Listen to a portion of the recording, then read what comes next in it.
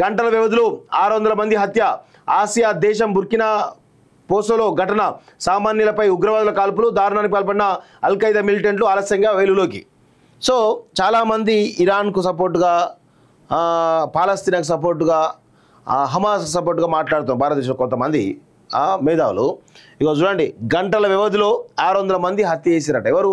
ఉగ్రవాదులు. అసలు వాళ్ళని ఎందుకు వదిలిపెట్టాలి? ఉగ్రవాదులు మట్టు పెట్టాలి. ఎక్కడ ఉగ్రవాదం ఉంటే, ఎక్కడ ఉగ్రవాదులు ఉంటే వాళ్ళందరినీ అసలు నిర్దాక్షిణ్యంగా కాల్చిపడేయాలి. ఎందుకంటే నేర ప్రవృత్తి కలిగినటువంటి సంస్థలు అవి. ఎంత దారుణంగా అంటే 600 మందిని చంపినా కానీ ఇంకా కొంతమంది మాట్లాడుతూ ఉంటారు, పాలస్తీనాకు అండగా ఉండాలి మనం అని మాట్లాడుతూ ఉంటారు. వాళ్ళకు ఎక్కడుంది ఇది? 5 రాష్ట్రాల్లో ఎన్ఐఏ సోదాలు. ఇగో పశ్చిమ ఆఫ్రికా దేశం బుర్కినా ఫోసోలో ఉగ్రవాదులు దారుణానికి ఒడిగట్టారు. బోర్సోలోగో పట్టణంలో ఉగ్రవాదులు సామాన్యులపై తెగబడ్డారు.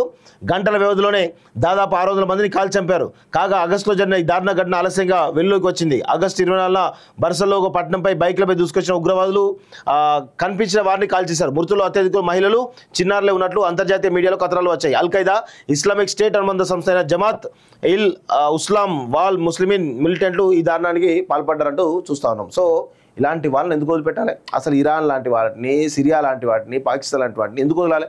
ఉగ్రవాదాన్ని మట్టుపెట్టాలని చెప్పేసి అనుకుంటే వీళ్ళంతా ఉగ్రవాదాన్ని పెంచిపోయిస్తూ ఉన్నారు.